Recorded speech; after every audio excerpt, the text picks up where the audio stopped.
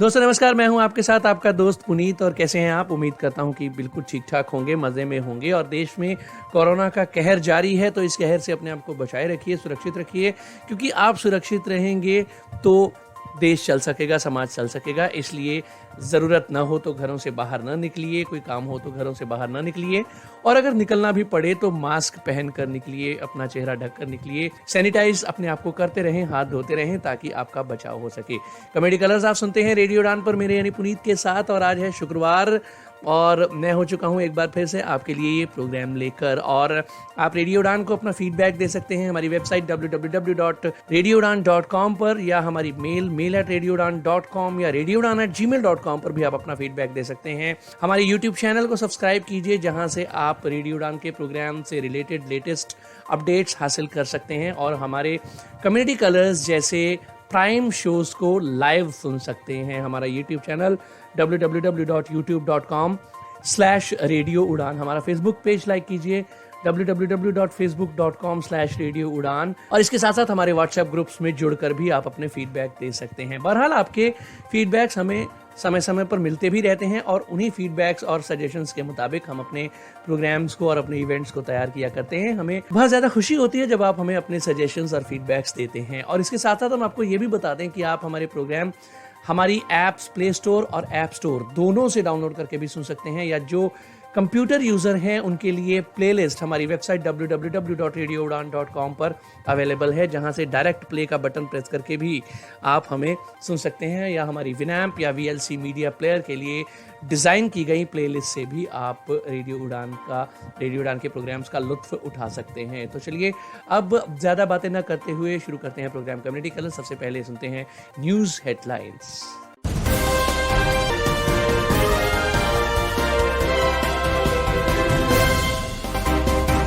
मानसिक बीमारी को बीमा पॉलिसी में शामिल करने के लिए IRDAI कर रही जोरदार पहल। कोविड-19 महामारी के कारण BUDS स्कूल बंद होने की वजह से केरल के दिव्यांगजन प्रभावित। 100 साल की दिव्यांग महिला ने घरेलू टीकाकरण की लगाई गुहार, सरकारी नियमों का हवाला कर किया इनकार अस्पताल द्वारा। महाराष्ट्र में एक और जनहित याचिका दायर, कोरोना महामारी के दौरान दिव्यांगों और अनाथों के लिए की गई राहत की मांग। राजस्थान की एक NGO ने अपनी हेल्पलाइन की मदद से अलग अलग राज्यों के दिव्यांगजन को दिया सहारा। UDID कार्ड यानी डिसेबिलिटी ID कार्ड को कोविड वैक्सीनेशन के रजिस्ट्रेशन के लिए अब किया जाएगा स्वीकार। तो न्यूज हेडलाइंस के बाद वक्त एक छोटे से ब्रेक का। ब्रेक के बाद वापस आऊंगा डिटेल्ड न्यूज बुलेटिन के साथ। सुनते रहिए programme community colours only on radio उड़ान, अ फ्लाइट ऑफ लाइफ। पहले मैं बहुत परेशान था, स्टाइलिश खो गया है, क्या करूं? व्हाइट केन चाहिए, अब किसको कहूं कि दिल्ली से लेके आए। बट थैंक्स टू सक्षम, अब सक्षम ने लॉन्च किया है ब्लाइंड पर्सन्स के लिए ऑनलाइन शॉपिंग पोर्टल। आप हर कोई वो प्रोडक्ट जो ब्लाइंड के लिए है एक क्लिक में मंगवा सकते हैं। आज ही लॉग इन करें www.sectec.in SAKTEK या कॉल करें 011-4241-1015। आप ईमेल कर सकते हैं info@sectec.in।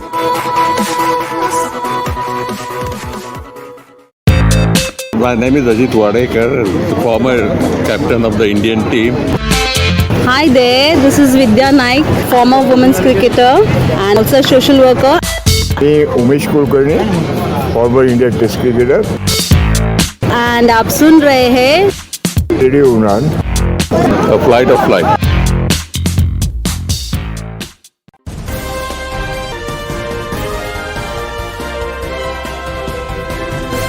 Welcome back to your own favourite show comedy colours only on radio उड़ान, अ फ्लाइट ऑफ लाइफ। मैं हाजिर हो चुका हूं आपका दोस्त पुनीत।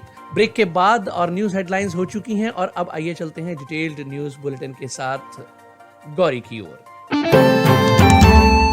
दोस्तों, दीप स्तंभ फाउंडेशन का मनोबल लेकर आया है विकलांग युवाओं के लिए एक राष्ट्रीय स्तर का पर्सनालिटी और करियर डेवलपमेंट प्रोग्राम, जिसका नाम है परिवर्तन। फ्रेंड्स, इस प्रोग्राम के तहत जूम कॉल के माध्यम से 26 जून 2021 से लेकर 30 जून 2021 तक हर रोज 2 घंटे वर्कशॉप्स लिए जाएंगे।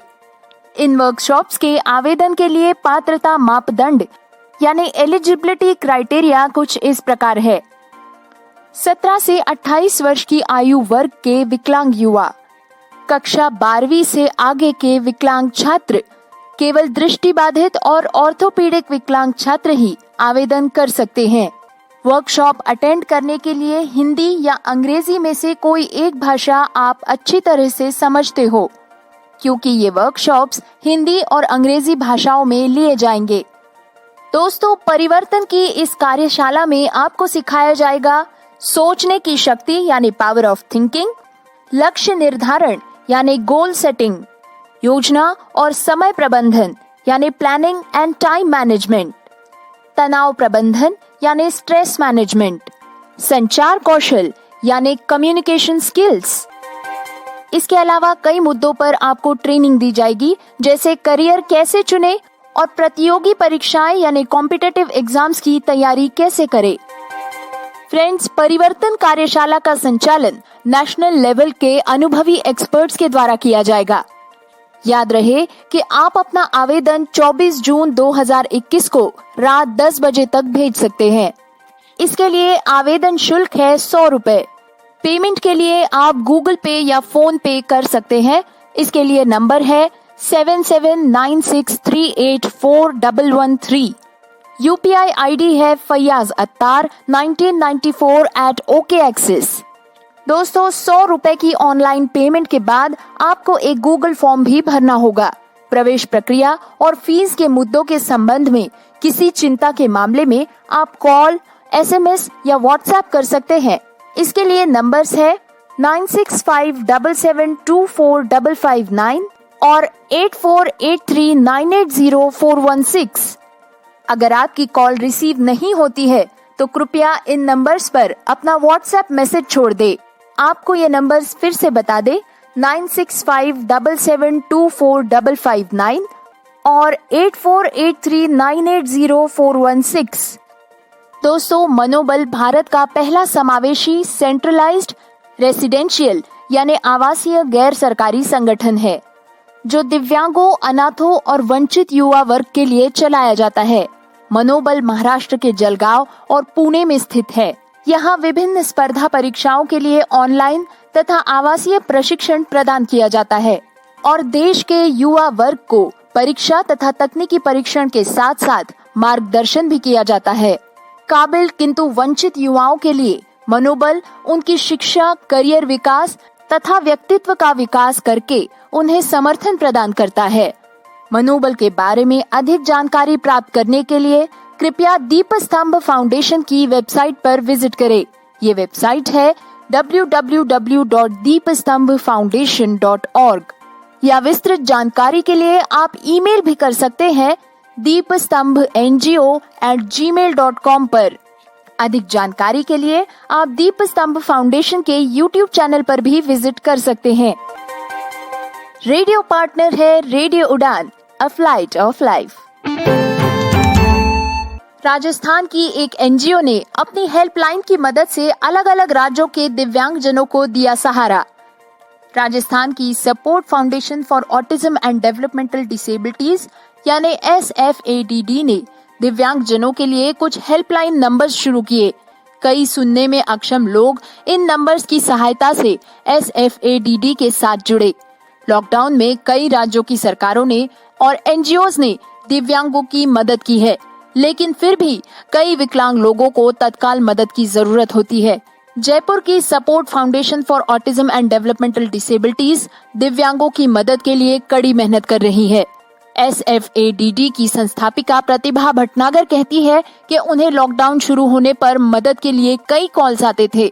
खाना पहुंचाना, रोजगार प्रदान करना तथा फंसे हुए लोगों को उनके घरों तक पहुंचाना, ऐसे कई कामों में उनसे सहायता मांगी जा रही थी। डिसेबिलिटी स्पेस में काम करने वाले शरद त्रिपाठी, राकेश कुमार गंगवाल और सुरेश चौधरी के साथ मिलकर प्रतिभा ने हेल्पलाइन नंबर्स की शुरुआत की। उन्हें इन नंबर्स पर राजस्थान से बाहर से भी कॉल्स आने लगे, जिसके लिए वे सरकार से मदद पाने की कोशिश करती और विफल हो जाती। इनमें से ज्यादातर लोग सुनने में अक्षम थे, जिन्हें वीडियो कॉल्स के जरिए मदद की गई। SFADD ने पूरे राजस्थान के कई जिलों में राशन किट्स, दवाइयां और मदद का सामान पहुंचाया। इसमें उन्हें सोशल मीडिया से भी मदद मिली। कई सुनने में अक्षम लोगों को अपने घर वालों को संपर्क करने में उन्होंने मदद की। SFADD को गुवाहाटी और मध्य प्रदेश से भी कई कॉल्स आए। जिन लोगों को सुनने या बोलने में अक्षमता है वे SFADD को संपर्क कर सकते हैं। इनके हेल्पलाइन नंबर्स है 919987826209, 919828545636, 918955502888 और 919358833637। दोस्तों, अब सुनते हैं कि केंद्रीय सूचना आयोग ने सामाजिक न्याय और अधिकारिता मंत्रालय को कुछ अधिक तथा असाधारण डेटा जमा करने के लिए निर्देश क्यों दिए। द सेंट्रल इंफॉर्मेशन कमीशन यानी केंद्रीय सूचना आयोग ने सामाजिक न्याय और अधिकारिता मंत्रालय को कुछ अधिक तथा असाधारण कदम उठाकर डेटा निर्माण करने को कहा है, जिससे द सेंट्रल इंफॉर्मेशन कमीशन की वेबसाइट को एक केंद्रीकृत संसाधन केंद्र बनाया जा सके ताकि जनता सभी आवश्यक जानकारी तक पहुंच सके।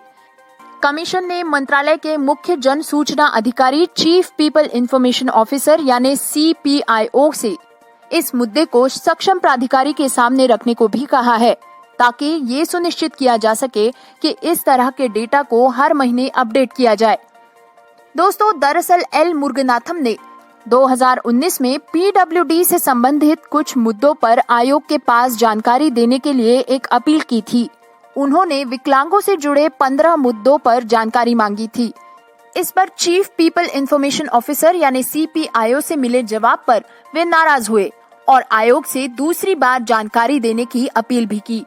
दरअसल CPIO के जवाब में कहा गया था कि पूछे गए 15 मुद्दों पर दिव्यांगों के लिए कोई अलग थलग जानकारी या अलग से जनगणना डेटा अवेलेबल नहीं है या अलग से जनगणना डेटा नहीं रखा गया है। सुनवाई के दौरान मुरुगनाथन ने बताया कि वे CPIO के जवाब और दावे से संतुष्ट नहीं थे कि दिव्यांग जनों के संबंधित उनके राइट टू इंफॉर्मेशन आवेदन में लिखी गई सूचनाओं की श्रेणियों के लिए कोई अलग से डेटा मौजूद नहीं था। कोर्ट ने कहा कि सामाजिक न्याय और अधिकारिता मंत्रालय, भारत सरकार का दिव्यांग जनों का अधिकारिता विभाग और CPIO का वैधानिक और संवैधानिक दायित्व है कि वे राइट टू इंफॉर्मेशन आवेदन में मांगी गई सभी सूचनाओं को अन्य जानकारी के साथ बनाए रखे और डिसेबल्ड लोगों के लिए संचार के सभी तरीकों और संसाधनों में जानकारी प्रदान करे। इस पर CPIO ने जवाब में कहा है कि उस समय PWD के संबंध में जितने रिकॉर्ड्स मौजूद थे वे सभी याचिकाकर्ता को उपलब्ध कराए गए थे। ऑटिज्म के संबंध में जानकारी इसलिए नहीं दी जा सकी क्योंकि ये डेटा UDID के संकलित होने के बाद ही दिया जा सकता है। UDID के लिए एकत्र किया गया डेटा अत्यंत गतिशील था। CPIO ने आगे माना कि आम जनता तक पहुंचने के लिए डेटा पर मासिक अपडेट उपलब्ध कराया जा सकता है।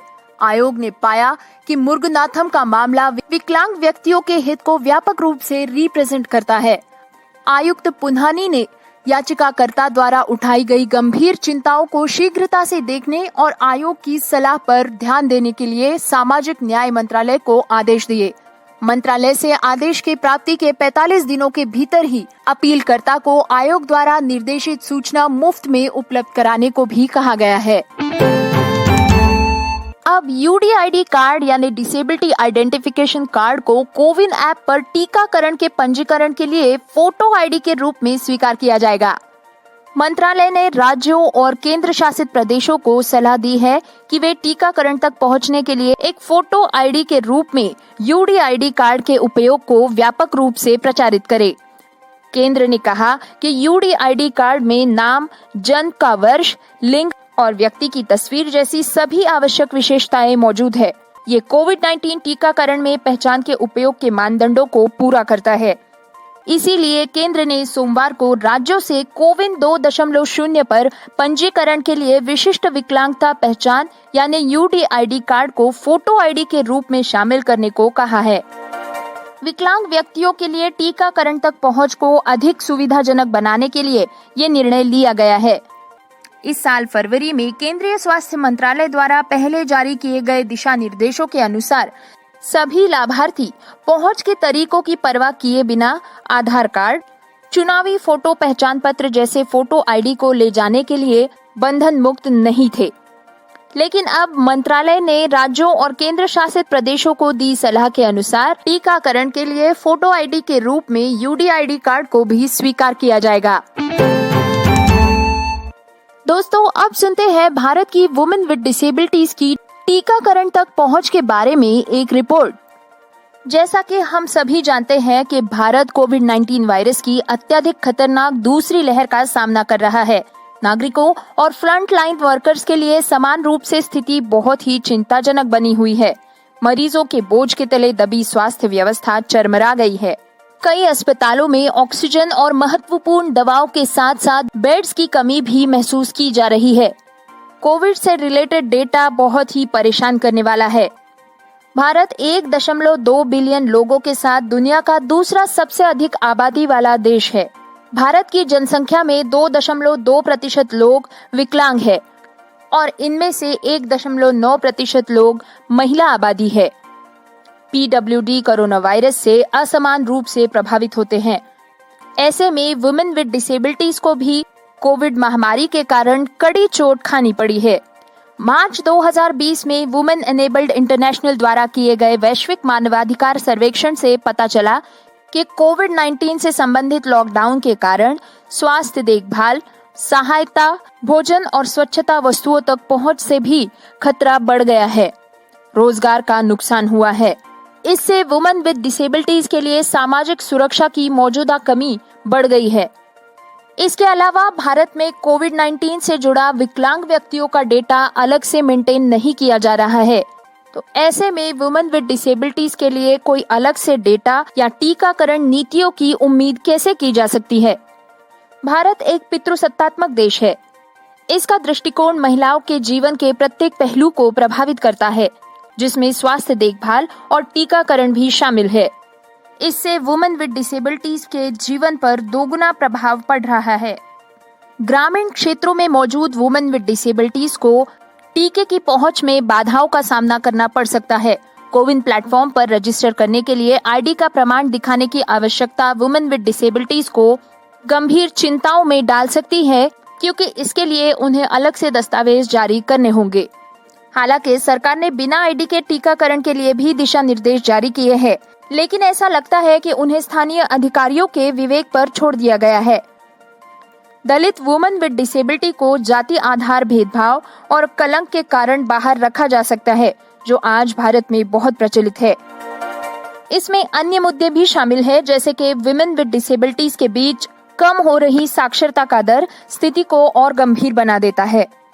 सरकार का चरणबद्ध टीकाकरण अभियान किसी भी तरह से पीडब्ल्यूडी को प्राथमिकता नहीं देता है, तो इसमें वुमेन विद डिसेबिलिटी की तो बात ही छोड़ दे।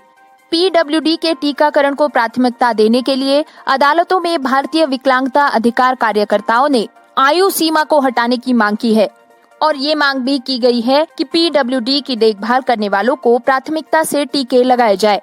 निःशक्त महिलाओं पर उनकी अंतर्जातीय पहचान के कारण दुगना प्रभाव पड़ता है।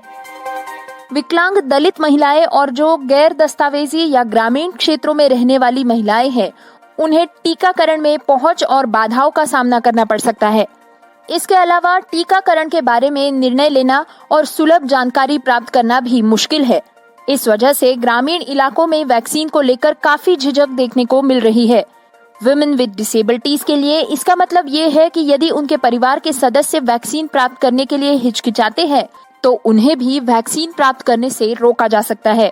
कानूनी क्षमता, अधिकारों की कमी और स्वयं के लिए टीकाकरण पर निर्णय लेने में असमर्थता के कारण वुमेन विद डिसेबिलिटीज के लिए समस्याएं बढ़ रही हैं।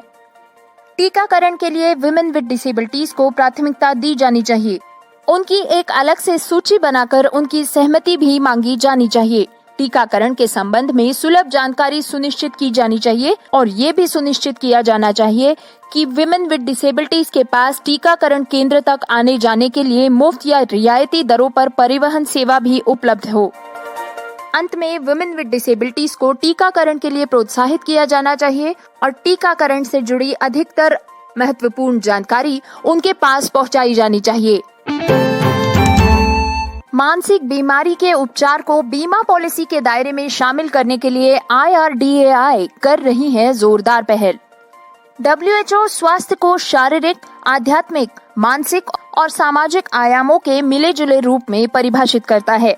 WHO का मानना है कि मानसिक स्वास्थ्य और कल्याण जीवन की गुणवत्ता के लिए मौलिक है।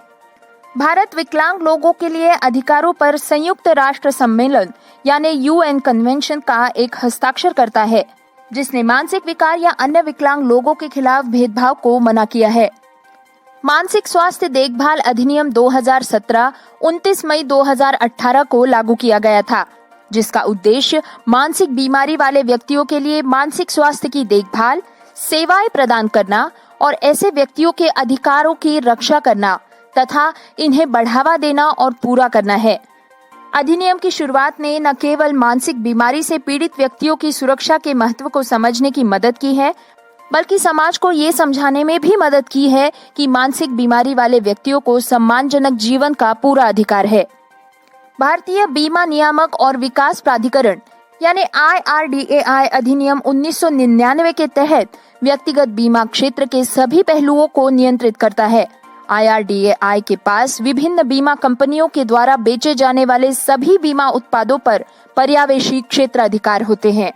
हाल के वर्षों में IRDAI ने बीमा उद्योग के लिए कई पहलों को लागू किया है, जिसका उद्देश्य मानसिक बीमारी के लिए उपचार को बीमा पॉलिसी के दायरे में शामिल करना है।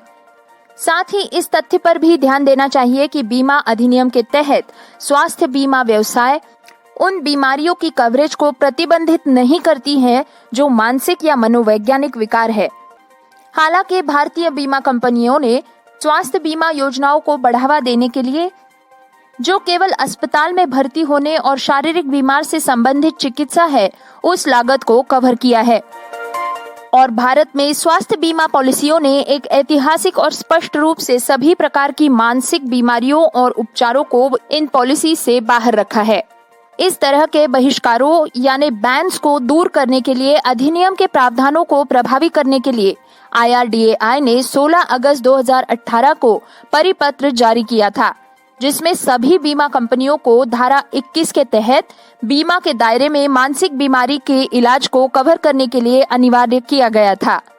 IRDAI ने 2 जून 2020 के परिपत्र के माध्यम से सभी बीमा कंपनियों को विकलांग व्यक्तियों, मानसिक बीमारियों और HIV/AIDS के लिए बीमा कवरेज पर अपने दृष्टिकोण को अपनी संबंधित वेबसाइटों पर प्रकाशित करने के लिए कहा है। मानसिक बीमारी और इसके उपचार प्रोटोकॉल के बारे में कुछ सामान्य जागरूकता के साथ साथ मानसिक बीमारी के उपचार के बीमा कवरेज की उपलब्धता के संबंध में सभी पॉलिसी धारकों को कुछ सामान्य जागरूकता निर्माण करने के लिए भी कहा गया है। साथ ही साथ मानसिक बीमारी के उपचार के लिए बीमा कवरेज की उपलब्धता के संबंध में सभी पॉलिसी धारकों को शिक्षित करने और बढ़ावा देने के लिए परिपत्र भी जारी किया गया है। शारीरिक बीमारियों के लक्षण दिखाई देते हैं, लेकिन मानसिक बीमारियों में हमेशा शारीरिक अभिव्यक्ति नहीं होती है। हालांकि उनके अपंग और हानिकारक प्रभाव हो सकते हैं। कोविड पैंडेमिक के चलते मानसिक विकार बढ़ रहे हैं और इसे सक्रिय रूप से संबोधित किया जाना चाहिए। मानसिक बीमारियों और विकलांग लोगों के लिए बीमा कवरेज से संबंधित सरल मुद्दे एक आवश्यकता है। अधिनियम और IRDAI के निर्देशों के कुशल कार्यान्वयन से भारत में मानसिक स्वास्थ्य सेवाओं की उपलब्धता को बढ़ाया जा सकता है। इसके अलावा दिल्ली उच्च न्यायालय के निर्णय के बाद मानसिक बीमारियों और संबंधित विकारों के लिए लक्षित कवरेज वाले क्रांतिकारी उत्पादों को लॉन्च किए जाने की उम्मीद भी की जा रही है। पंजाब सरकार की ओर से एक बड़ा कदम उठाया गया है, जिसके तहत विडोज, डिसेबल्ड पर्सन्स और डिपेंडेंट चिल्ड्रन और बुजुर्गों की पेंशन को 700 रुपये से बढ़ाकर 1500 रुपये कर दिया गया है। सामाजिक न्याय एवं अधिकारिता मंत्रालय की ओर से जारी इस नोटिफिकेशन में कहा गया है कि ये पेंशन इंक्रीमेंट 1 जुलाई 2021 से लागू होगा। सामाजिक न्याय एवं अधिकारिता मंत्रालय की ओर से बात करते हुए श्री अरुणा चौधरी ने कहा कि इस संदर्भ में उचित बजट जारी कर दिया गया है। डिटेल्ड न्यूज बुलेटिन अभी जारी है, लेकिन वक्त एक छोटे से ब्रेक का है। ब्रेक के बाद वापस आते हैं और लौट कर आऊंगा। डिटेल्ड न्यूज बुलेटिन कंटिन्यू रहेगा, तो सुनते रहिए प्रोग्राम कम्युनिटी कलर्स सिर्फ रेडियो उड़ान पर। ओफो मम्मा, आप कहाँ जा रही हो? मुझे बहुत सारा होमवर्क करना है और मुझे कुछ समझ में नहीं आ रहा, मुझे मीनिंग भी समझ में नहीं आ रही, मैं कैसे करूँगी? ओफो बेटा, आपको पता है ना कि ऑफिस जाने का टाइम है। प्लीज बेटा, मैं शाम को आकर आपको पूरी इंग्लिश पढ़ा दूंगी, सब चीज समझा दूंगी। ओके बेटा? मम्मा भी चले गए, पापा भी चले गए, भैया भी नहीं है। अब मैं अपना इंग्लिश का होमवर्क कैसे करूँगी? अगर मुझे इंग्लिश के वर्ड्स आते तो मैं सारा होमवर्क कर लेती, पर मैं अब किससे पूछूं? ये परेशानी सिर्फ रिया को नहीं, उन सारे लोगों को होती है जिनकी इंग्लिश की वोकैबुलरी थोड़ी सी कमजोर है। आपकी वोकैबुलरी को और भी स्ट्रॉन्ग बनाने के लिए आरजे दिव्या लेकर आ रही है वोकैबुलरी डोज। तो हर गुरुवार शाम 7 से 8 बजे और हर शुक्रवार दोपहर 2 से 3 बजे तो अपनी इंग्लिश की कमजोरी को दीजिए एक नई पहचान। ऑन योर रेडियो उड़ान, अ फ्लाइट ऑफ लाइफ।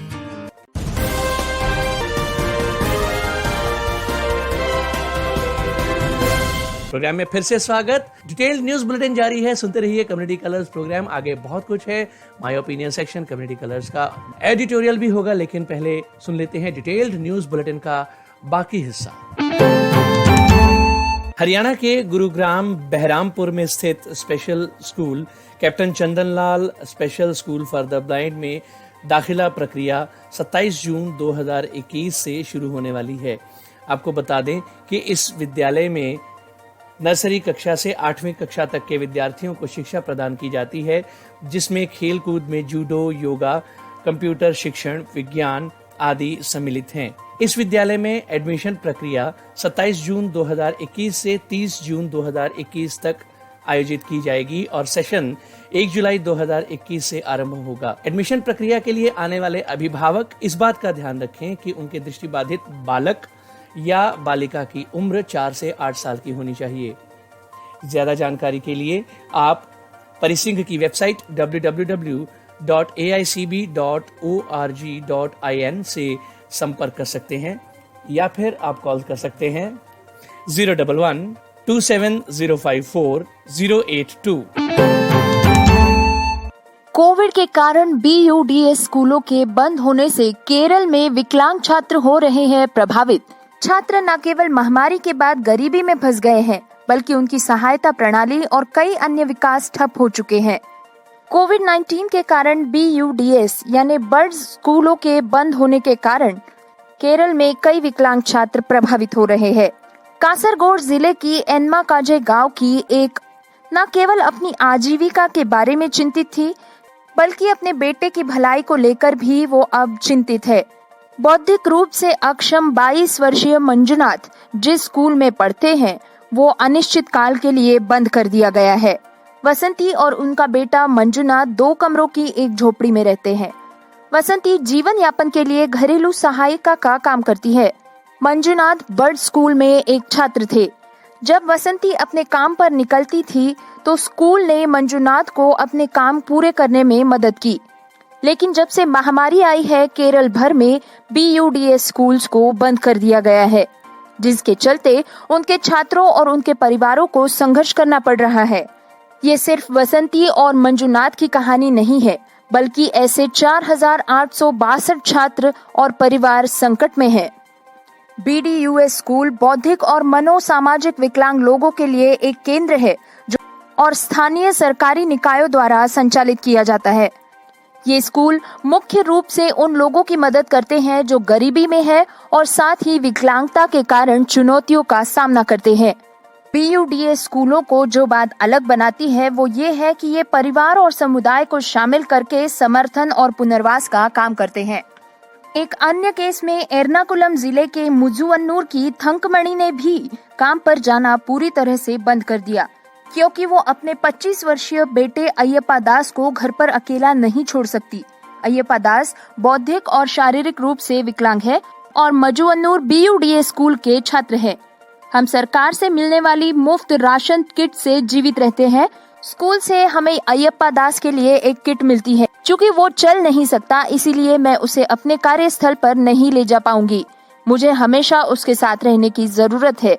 सभी जरूरतों को पूरा करने के लिए BUDS स्कूल पहले आधार था और अब मैं एक घरेलू कामगार के रूप में काम करने में भी अक्षम हूँ। ऐसा थंकमणि ने समाचार माध्यम को बताया है।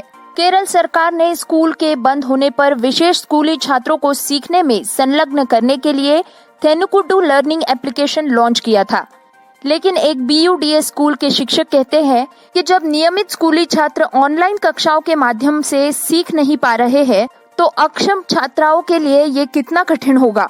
अक्षम छात्रों के लिए बहुत सारे मनोवैज्ञानिक मुद्दे भी हैं, जिन्हें फोन के द्वारा समझाया नहीं जा सकता है या उन्हें ऑनलाइन निर्देश के माध्यम से भी कई कार्य नहीं करवाए जा सकते हैं। राज्य भर में कई BUDS स्कूल के छात्रों और अभिभावकों का कहना है कि इन बच्चों और वयस्कों के लिए अधिक ध्यान देने की आवश्यकता है, क्योंकि ऐसे कई स्कूलों में 18 वर्ष से अधिक उम्र के कई लोग हैं। अधिकारी द्वारा बताई गई समस्याएं प्रत्येक BUDS स्कूल के शिक्षक और माता पिता के शब्दों में बताई जाए तो उनका कहना है कि विभिन्न आयु और वर्ग के लोगों की ये एक कक्षा होती है। लेकिन अब ये छात्र ये नहीं समझ पा रहे हैं कि उनके आसपास क्या हो रहा है। चूंकि BUDS स्कूल एक पुनर्वास केंद्र के रूप में समावेशी और एकीकृत शिक्षा पर ध्यान केंद्रित करते हैं, इसीलिए इस बात को लेकर शिक्षकों में चिंताएं अधिक है। इन स्कूलों के अधिकांश छात्रों ने शुरुआती हस्तक्षेप नहीं किया है। मजुवन्नूर BUDS स्कूल के शिक्षक जिनी VN ने भी छात्रों की सहायता प्रणाली में ठहराव पर चिंता व्यक्त की है। उनके स्कूल में 4 से 50 वर्ष की आयु के 39 छात्र थे। वे बताते हैं कि अब उनके छात्रों की परिस्थिति गंभीर है। एन्मा काजे BUDS स्कूल के एक शिक्षक मरियम्बी का कहना है कि ऑटिज्म से पीड़ित छात्र सबसे अधिक प्रभावित हुए हैं। उनके सामाजिक और संचार कौशल में कोई भी बदलाव लाने के लिए हमें बहुत प्रयास करना पड़ता है। उन्होंने अपने सहपाठियों के साथ संवाद करना सीख लिया था और सामाजिकीकरण की प्रक्रिया में भी वे शामिल हो गए थे। इस लंबे अंतराल ने एक बड़ा ही बुरा प्रभाव पैदा किया है। अगर स्कूल फिर से खुलता है तो हमें फिर से शुरुआत करनी होगी और हमें यकीन है कि ये बहुत कठिन होगा। BUDS के इन स्कूलों को अधिकांश शिक्षकों को सामाजिक न्याय विभाग द्वारा कोविड-19 ड्यूटी पर नियुक्त किया गया है। उनका कहना है कि इस तरह से वो एक घर का दौरा कर सकेंगे और अपने छात्रों से बातचीत करते रहेंगे। ये सभी छात्र अपने सामाजिक जीवन को याद करते हैं और ये समझ नहीं पा रहे हैं कि उनके आसपास अब क्या हो रहा है। उन्हें सबसे ज्यादा समर्थन की जरूरत है, लेकिन BUDS स्कूलों के शिक्षकों का कहना है कि वे सभी छात्रों को अटेंड नहीं कर पा रहे हैं। माँ बाप भी बेबस है और मौजूदा हालात से जूझ रहे हैं। BUDS के शिक्षक कहते हैं कि कोविड-19 की ड्यूटी अपरिहार्य है, लेकिन अगर हमें सप्ताह में कुछ दिनों के लिए ड्यूटी से बाहर रखा जाता है तो हम बाकी छात्रों पर भी ध्यान केंद्रित कर सकते हैं। हमें विश्वास है कि हम उन पर व्यक्तिगत ध्यान भी दे सकेंगे। BUDS से संलग्न माता पिता भी एक वैकल्पिक प्रणाली की तलाश कर रहे हैं। अगर सरकार कोई वैकल्पिक प्रणाली लेकर आती है तो ये माता पिता काम पर जा सकते हैं, लेकिन विकलांग बच्चों के लिए इस समय अधिक सावधानी बरतनी होगी। दिव्यांग जनों को महामारी के इस समय में झेलनी पड़ रही है दुर्गमता और दुर्व्यवहार की दोहरी मार।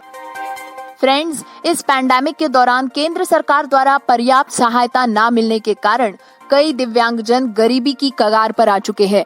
देश भर में कोविड की दूसरी लहर के बीच समाज का एक बड़ा वर्ग अपनी विशेष जरूरतों के प्रति अक्षमता और आधिकारिक उदासीनता की दोहरी मार झेल रहा है।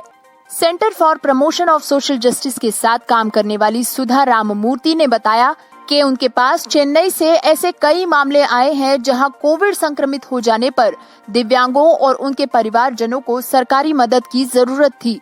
हालांकि तमिलनाडु सरकार ने विशेष हेल्पलाइन नंबर्स और NGO के नेटवर्क से दिव्यांगों की देखभाल सुनिश्चित की है, लेकिन कई बार ये सहायता अधूरी पड़ जाती है। तमिलनाडु और कुछ अन्य राज्यों को छोड़कर देश के बाकी हिस्सों में विकलांग व्यक्ति बड़े संकट का सामना कर रहे हैं।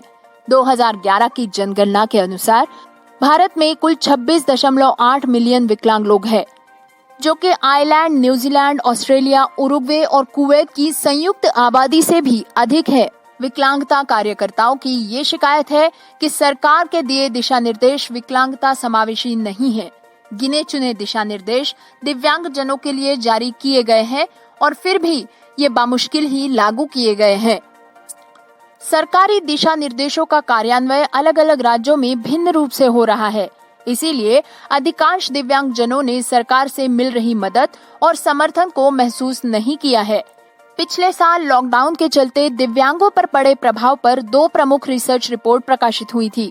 दोनों ने ही सरकारी प्रणालियों की खामियों की ओर इशारा किया था। इनमें से पहली रिपोर्ट है टू लिटिल टू फ्यू, जिसमें जोर देकर कहा गया है कि दिव्यांगजन अपनी आय खोते जा रहे हैं। गरीबी की कगार पर पहुंचे उनके परिवारों में भुखमरी और मृत्यु के मामले बढ़ रहे हैं, जिसका पर्याप्त डेटा भी हमारे पास मौजूद नहीं है। National centre for promotion of employment for disabled people द्वारा प्रकाशित लॉकडाउन एंड लेफ्ट बिहाइंड शीर्षक वाली दूसरी रिपोर्ट का कहना है कि अधिकांश विकलांग व्यक्ति असंगठित क्षेत्रों में काम करते हैं, लेकिन उनकी आजीविका पूरी तरह से नष्ट हो गई है। उन्हें पर्याप्त वित्तीय सहायता की जरूरत है। आज देश का विकलांग समूह परित्यक्त और अकेला महसूस कर रहा है। विकलांगता अधिकार अधिवक्ताओं, एनजीओज और एक्टिविस्टों ने सरकार से पर्याप्त सहायता और कारगर दिशा निर्देशों की मांग की है। 100 साल की विकलांग महिला ने घरेलू टीकाकरण के लिए लगाई गुहार। सरकारी नियमों का हवाला देकर अस्पताल ने कर दिया इनकार।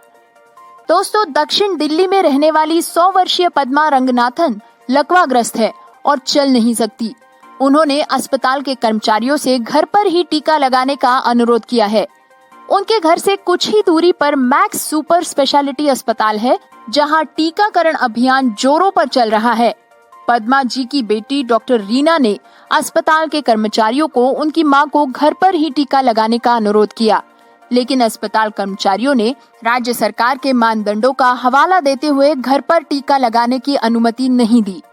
रीना कहती है कि वे भले ही अपनी मां को किसी तरह एम्बुलेंस में अस्पताल ले जाने में कामयाब भी हो जाए, लेकिन इसमें संक्रमण का खतरा बहुत अधिक है। उन्होंने कई अस्पतालों से बात की, लेकिन उन्हें केंद्रीय स्वास्थ्य मंत्रालय के सर्कुलर का हवाला देते हुए मना कर दिया गया। यहाँ तक कि राज्य सरकार भी इस मामले में कुछ नहीं कर सकती है। रीना आगे कहती है कि केंद्रीय स्वास्थ्य मंत्रालय को अपनी नीति में बदलाव लाने की जरूरत है। इस मामले को आगे उठाते हुए संगठन प्रमुख डॉक्टर सत्येंद्र सिंह ने घर घर जाकर टीकाकरण अभियान चलाकर बुजुर्गों और दिव्यांगों को घर पर ही टीका लगाने के लिए स्वास्थ्य मंत्री और दिल्ली के समाज कल्याण मंत्री को ईमेल भी भेजा है। उन्होंने कहा कि दुर्भाग्य से नीतियों में कोई स्पष्टता नहीं है। कुछ 45 से अधिक उम्र वाले लोगों के टीकाकरण की सिफारिश करती है, तो कुछ 18 वर्ष से अधिक उम्र वाले लोगों की सिफारिश करती है।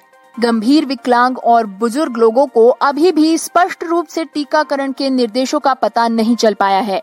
डॉक्टर सत्येंद्र सिंह आगे कहते हैं कि दिल्ली सरकार ने हाई सपोर्ट नीड के साथ बेंचमार्क विकलांग व्यक्तियों की सहायता के लिए योजनाएं विकसित करनी चाहिए। मौजूदा हालातों में मुश्किलों को कम करने की बजाय कोविन ऐप ने नई असमानताएं पैदा कर दी है। इसीलिए डोर टू डोर वैक्सीनेशन पर भी विचार किया जाना चाहिए। कोरोना महामारी के दौरान कोरोना महामारी से लड़ने के लिए टीका एक अहम हथियार है, लेकिन इसके बावजूद लोग टीकाकरण से घबरा रहे हैं। ऐसे में जबलपुर के दिव्यांगजन ने टीकाकरण की इस मुहिम में अपने उत्साह का प्रदर्शन करते हुए एक टीकाकरण शिविर में भाग लिया। जबलपुर के भेड़ाघाट स्थित उच्चतर माध्यमिक शिक्षा विद्यालय में रेड क्रॉस सोसाइटी, सामाजिक न्याय एवं अधिकारिता मंत्रालय व राष्ट्रीय दृष्टिहीन संघ के सहयोग से एक टीकाकरण शिविर का आयोजन हुआ, जिसमें सभी दृष्टिबाधित, अस्थिबाधित, मूक बधिर, मानसिक रूप से दिव्यांग बच्चों ने टीकाकरण शिविर में भाग लिया। महाराष्ट्र में फाइल की गई जनहित याचिका, कोविड से प्रभावित दिव्यांगों और अनाथों के लिए की गई राहत की मांग। फ्रेंड्स, मुंबई हाईकोर्ट में 2 जनहित याचिकाएं दायर की गई है। इनमें से एक में कोविड के चलते अनाथ हो गए लगभग 1450 बच्चों को सुरक्षा प्रदान करने की तथा कोविड-19 के संक्रमण के लिए विशेष कोविड वार्ड स्थापित किए जाने की मांग की गई है। दूसरी PIL में कोविड संक्रमित दृष्टिबाधित लोगों के लिए विशेष रूप से प्रशिक्षित चिकित्सा कर्मचारी तथा उनके लिए विशेष टीकाकरण की मांग भी की गई है। दोस्तों, पहली याचिका पुणे की सामाजिक कार्यकर्ता गायत्री पटवर्धन द्वारा अधिवक्ता असीम सरोदे और अजिंक्य उडाने की मदद से दायर की गई है। इसमें दावा किया गया है कि राज्य ने विभिन्न राहतों की घोषणा की है और कोविड के कारण अनाथ हो गए बच्चों की देखभाल का दावा भी राज्य ने किया है, लेकिन अधिकारियों की कोई गारंटी नहीं है। इसीलिए जनहित याचिका में ऐसे बच्चों के लाभ के लिए विभिन्न दिशा निर्देश मांगे गए हैं। याचिका में चाइल्ड केयर स्कीम और फॉस्टर केयर पॉलिसी के तहत 18 साल के बच्चों को 1,100 रुपए प्रति माह का अनुदान बढ़ाकर 5,000 रुपए प्रति माह करने की मांग भी की गई है। इसमें अनाथ बच्चों के लिए मुफ्त शिक्षा और किशोर न्याय देखभाल और संरक्षण योजना के तहत शिक्षा का प्रयोजन कार्यक्रम भी शुरू करने और लागू करने की मांग की गई है। आगे इस याचिका में इन बच्चों के पहचान पत्र, जाति के प्रमाण पत्र, जन्म के प्रमाण पत्र और संपत्ति के दस्तावेजों को ठीक से पहचानने और तैयार करने की मांग भी उठाई गई है। ब्रेल पत्रिका के संपादक स्वागत थोरात द्वारा दायर की गई दूसरी याचिका ने दृष्टिबाधित लोगों के लिए स्वास्थ्य सुविधाओं की कमी पर चिंता जताई है। इस याचिका में विशेष कोविड-19 वार्ड, विशेष रूप से प्रशिक्षित चिकित्सा कर्मचारी और बाधा मुक्त अस्पतालों की मांग भी की गई है।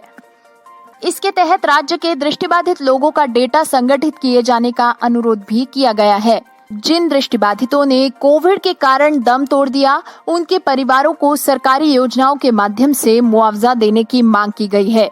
इस याचिका में नेत्रहीन व्यक्तियों के बच्चों और परिवारजनों की सहायता के लिए एक योजना और संजय गांधी निराधार योजना के तहत नेत्रहीन लोगों के लिए 5,000 रुपए प्रति माह की आर्थिक सहायता की मांग भी की गई है। दिव्यांगों के वैक्सीनेशन को लेकर नागालैंड सरकार को कोर्ट ने जारी किया notice. The court of state commissioner for persons with disabilities ने गुरुवार को स्टेट डिजास्टर मैनेजमेंट अथॉरिटी और हेल्थ डिपार्टमेंट को दिव्यांगों के टीकाकरण के लिए नोटिस जारी किया है। इसमें दिव्यांग जनों को टीकाकरण कराने में हो रही देरी के लिए कोर्ट ने स्पष्टीकरण की मांग की है। साथ ही ये टीकाकरण जल्द से जल्द शुरू किए जाने के निर्देश भी जारी किए हैं। कोविन ऐप पर पहचान पत्र को अपलोड किए बगैर ही दिव्यांगों को टीकाकरण किया जाए, ऐसे निर्देश भी इस नोटिस में शामिल है। कोर्ट ने नागालैंड सरकार को हर एक जिले में विकलांग व्यक्तियों के लिए अलग थलग टीकाकरण केंद्र बनाने के निर्देश भी दिए हैं, जिससे सर्वाधिक दिव्यांगों का टीकाकरण सुनिश्चित किया जा सकेगा। इस नोटिस को जारी करने के बाद से 7 दिनों के बाद इस पर ATR यानी एक्शन टेकन रिपोर्ट भी नागालैंड सरकार को पेश करनी पड़ेगी। दोस्तों, इस नोटिस में बताया गया है कि नागालैंड में लगभग 30,000 दिव्यांगजन रहते हैं। इनमें से कईयों के पास ना ही अपना पहचान पत्र है और ना ही विकलांगता का प्रमाण पत्र है। लेकिन कोर्ट ने कहा है कि नागालैंड सरकार ये सुनिश्चित करे कि इसकी वजह से दिव्यांग जनों के टीकाकरण में कोई बाधा न आ पाए। नागालैंड में पर्यावरणीय बाधाएं भी मौजूद है, जिनकी वजह से सफर तय करके टीकाकरण केंद्र तक पहुंचना खासकर दिव्यांगों के लिए, और वो भी ऐसे पैंडेमिक के दिनों में, खतरे से खाली नहीं है। इसीलिए दिव्यांगों को नागालैंड में जनादेशों से मुक्त स्वास्थ्य देखभाल यानी मैंडेट फ्री हेल्थ केयर मिलनी चाहिए।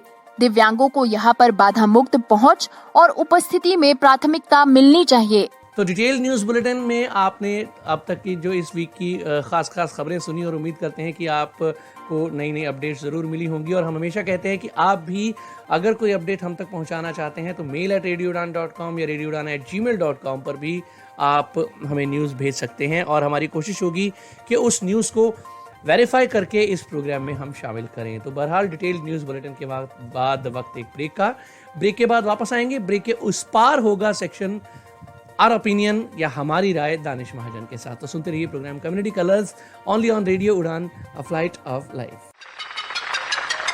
वाह, ये बच्चा कितनी अच्छी फ्लूट बजाता है। कितना सुरीला बजा रहा है।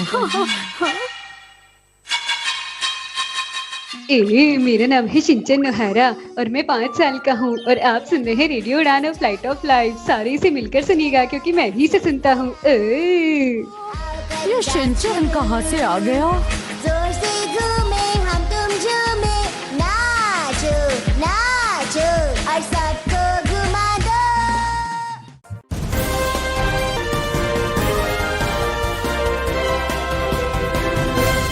ब्रेक के बाद मैं फिर से आपके साथ हूं, आपका दोस्त पुनीत। और चलिए अब बढ़ते हैं माय ओपिनियन सेक्शन की ओर। पेश कर रहे हैं दानिश महाजन। या दोस्तों नमस्कार, मैं हूं दानिश महाजन। कम्युनिटी कलर की सेगमेंट अवर ओपिनियन में आपका स्वागत। अगर आपके पास कोई डिसेबिलिटी से रिलेटेड न्यूज है तो danish.mahajan88@gmail.com पे आप शेयर कर सकते हैं। हम कोशिश करेंगे उसे शो में शामिल करने की।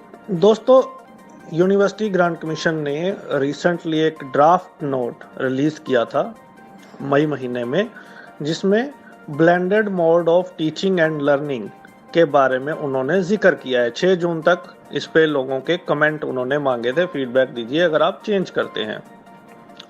ब्लेंडेड मोड क्या होता है? जिसमें ऑफलाइन और ऑनलाइन दोनों आपको पढ़ाया जाता है। इसमें कहा गया है कि ऐसा माना जाता है कि 60% आपको ऑफलाइन पढ़ाया जाता है और 40% आपको ऑनलाइन पढ़ाया जाता है। ऐसा क्यों सोचा गया? कोविड के कारण जब ऑनलाइन एजुकेशन शिफ्ट हुई तो उसमें मेजर चैलेंजेस आए स्टूडेंट्स को भी और टीचर्स को भी। किसी को मालूम नहीं था कि कैसे पढ़ना है, क्या मटेरियल यूज करना है। तो इन चीजों को मद्देनजर रखते हुए blended mode of teaching learning के बारे में सोचा गया और एक ड्राफ्ट निकाला गया। इसमें कई चीजों का जिक्र किया, जिसमें उन्होंने कहा कि फ्लेक्सिबिलिटी मिलेगी, टाइम मैनेजमेंट बढ़ेगी, एडवांस टेक्नोलॉजी इन्हेंसमेंट होगी, एक्सेप्ट्रा कई बातें कही गई। इसमें 6 जून तक कमेंट मांगे गए थे, तो AICB ने अपने कुछ कमेंट्स भेजे हैं, जिसके बारे में मुझे लगा कि इस नोट, क्योंकि ये हम सबके लिए बहुत इंपॉर्टेंट है, एजुकेशन हम सबके लिए बहुत इंपॉर्टेंट है, तो इस पे बात करनी चाहिए। तो AICB ने कुछ सजेशंस भेजे हैं और मांग की है कि इनको इनकॉर्पोरेट किया जाए।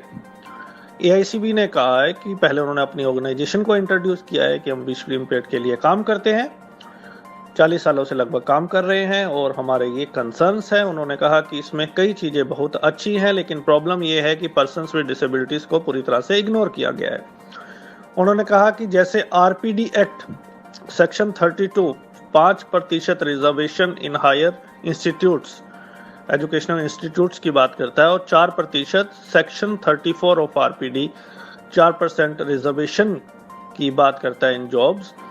तो इसका मतलब ये है कि एक अच्छे अमाउंट के जो हमारी जो पार्टिसिपेशन है पर्सन्स विद डिसेबिलिटीज की, वो है एजुकेशन में, उसके बावजूद हमें इग्नोर किया गया है। उन्होंने कहा जो न्यू एजुकेशन पॉलिसी है उसमें कई जगह पे पर्सन्स विद डिसेबिलिटीज का जिक्र आता है, लेकिन ये जो लगभग 48 पेजेस का ड्राफ्ट है, इसके सिर्फ पेज नंबर 15 में एक बार जिक्र किया गया है, जबकि जो न्यू एजुकेशन पॉलिसी के सेक्शन 6.10 और 9.3 ये कहता है कि पर्सन्स विद डिसेबिलिटी के लिए एक सेपरेट चैप्टर होना चाहिए।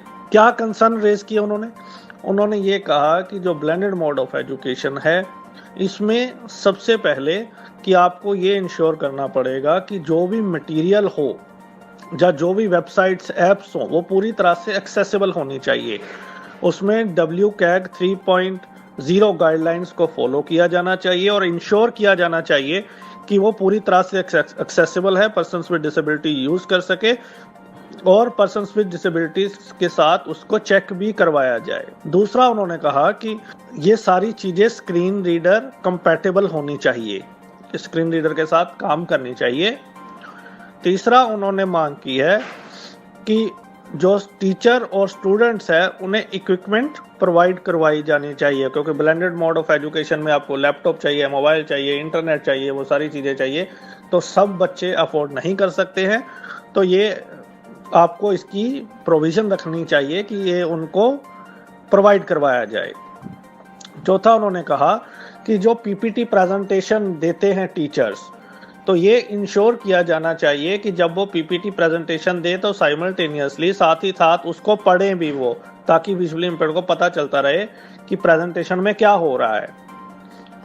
पांचवा, उन्होंने ये कहा कि जो इंटरनेट का खर्चा है स्टूडेंट और टीचर्स का, उसकी भी एक प्रोविजन होनी चाहिए कि लगभग उनके लिए लगभग 1000 रुपया कुछ अमाउंट उनके लिए रखा जाए, ताकि उनकी इंटरनेट की जो खर्चा है वो स्टूडेंट्स के ऊपर बर्डन ना पड़े और टीचर्स के ऊपर।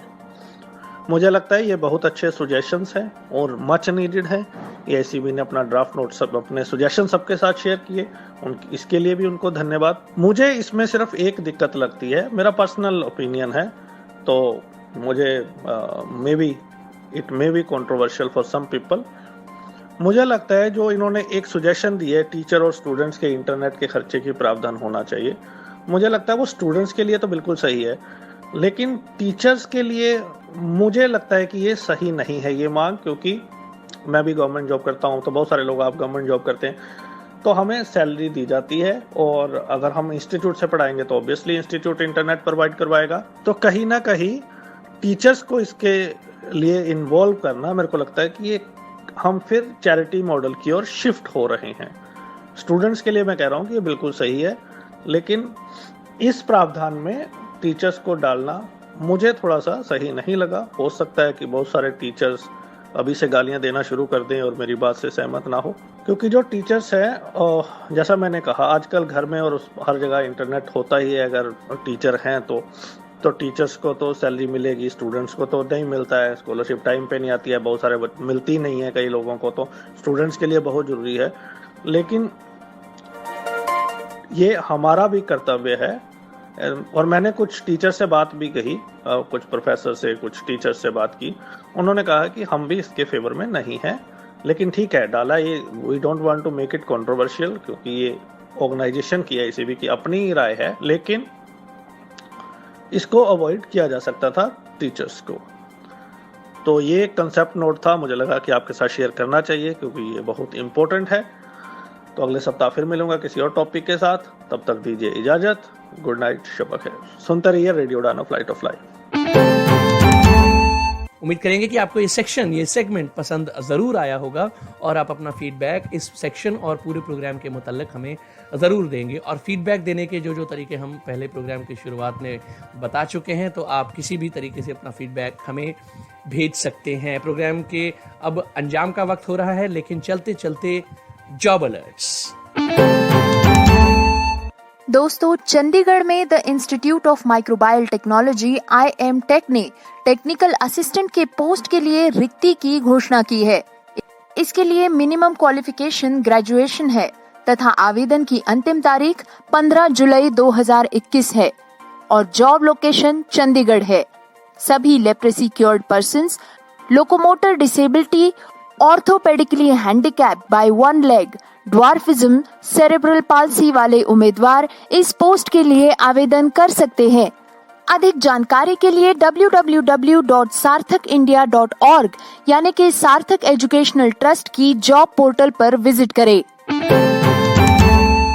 दिल्ली अधीनस्थ चयन सेवा बोर्ड यानी DSSSB द्वारा ट्रेंड ग्रेजुएट टीचर्स यानी TGT प्रशिक्षित स्नातक शिक्षकों के लिए 5,807 पदों के लिए आवेदन इच्छुक व योग्य उम्मीदवारों से आमंत्रित हैं। इन पदों पर आवेदन करने की तिथि 4 जून और आवेदन करने की आखिरी तारीख 3 जुलाई 2021 है। आपको बता दें कि 4 जून यानी आज से इन पदों पर आवेदन प्रक्रिया आरंभ हो चुकी है। आवेदन करने के लिए ऑनलाइन पोर्टल www.dssSB.gov.in। आइए आपको पदों का विवरण दे दें। TGT इंग्लिश महिलाओं के लिए 961 पद, TGT उर्दू पुरुषों के लिए 346 पद, TGT बांग्ला महिला के लिए 1 पद, TGT अंग्रेजी पुरुषों के लिए 1029 पद, TGT उर्दू महिलाओं के लिए 571 पद, TGT संस्कृत पुरुषों के लिए 866 पद, TGT संस्कृत महिलाओं के लिए 1159 पद, TGT पंजाबी पुरुषों के लिए 382 पद, TGT पंजाबी महिलाओं के लिए 492 पद। यदि शैक्षणिक योग्यता की बात करें तो अभ्यर्थियों के पास ग्रेजुएशन के साथ साथ B.Ed और C.TET क्वालिफाई होना जरूरी है। वेतनमान की यदि बात की जाए तो अभ्यर्थियों को 9,300 रुपए से 34,800 रुपए तक का वेतनमान प्रदान किया जाएगा। अभ्यर्थी ऑफिशियल पोर्टल dssSB.delhi.gov.in पर 4 जून से आवेदन कर सकते हैं। याद रहे, आवेदन करने की आखिरी तारीख 3 जुलाई 2021 है। PSPCL यानी Punjab state power corporation limited में इस 31 मई 2021 से अनेक 2632 पदों पर आवेदन आमंत्रित किए जा रहे हैं, जिनमें सहायक लाइनमैन यानी असिस्टेंट लाइनमैन, सहायक अभियंता विद्युत यानी जूनियर इंजीनियर इलेक्ट्रिसिटी, क्लर्क, राजस्व लेखाकार आदि पद सम्मिलित हैं। इन पदों पर आवेदन के लिए देखें PSPCL की ऑफिशियल वेबसाइट। इन पदों पर आवेदन करने की आखिरी तारीख 20 जून 2021 है। यहाँ आपको ये बता दें कि आरक्षित वर्ग यानी रिजर्व कैटेगरी में आवेदन करने वाले प्रतिभागियों को 1 जनवरी 2021 या उसके बाद का निवास प्रमाण पत्र सम्मिलित करना आवश्यक होगा। आइए आपको पदों की विस्तृत जानकारी दे दें। रेवेन्यू अकाउंटेंट 18 पद, क्लर्क 549 पद, जूनियर इंजीनियर 75 पद, असिस्टेंट लाइनमैन 1700 पद, असिस्टेंट सबस्टेशन 290 पद। अगर शैक्षणिक योग्यता की बात की जाए तो अलग अलग पदों पर आवेदन करने के लिए भिन्न भिन्न शैक्षणिक योग्यताएं निर्धारित की गई हैं। इसलिए सभी को यह परामर्श किया जाता है कि वे पूरा नोटिफिकेशन एडवर्टाइजमेंट जरूर पढ़ लें। यदि शुल्क की बात की जाए तो दिव्यांग और SC को छोड़कर सभी के लिए 944 रुपए और दिव्यांग व SC के लिए 590 रुपए शुल्क निर्धारित किया गया है। इन पदों पर भर्ती की यदि प्रक्रिया की बात की जाए तो पहले प्रारंभिक परीक्षा, इसके बाद मुख्य परीक्षा यानी प्रिलिमिनरी और मेंस एग्जामिनेशन, इसके बाद वेटिंग लिस्ट जारी की जाएगी और आखिर में डॉक्यूमेंट अटेस्टेशन करवाया जाएगा। तिथियों की बात कर लेते हैं। आवेदन 31 मई 2021 से आरंभ किए गए हैं। आवेदन करने की आखिरी तारीख 20 जून 2021 व शुल्क जमा करने की आखिरी तारीख 20 जून 2021। जॉब अलर्ट्स के बाद अब आइए आखिर में प्रोग्राम के जानते हैं न्यूज हेडलाइंस एक बार फिर।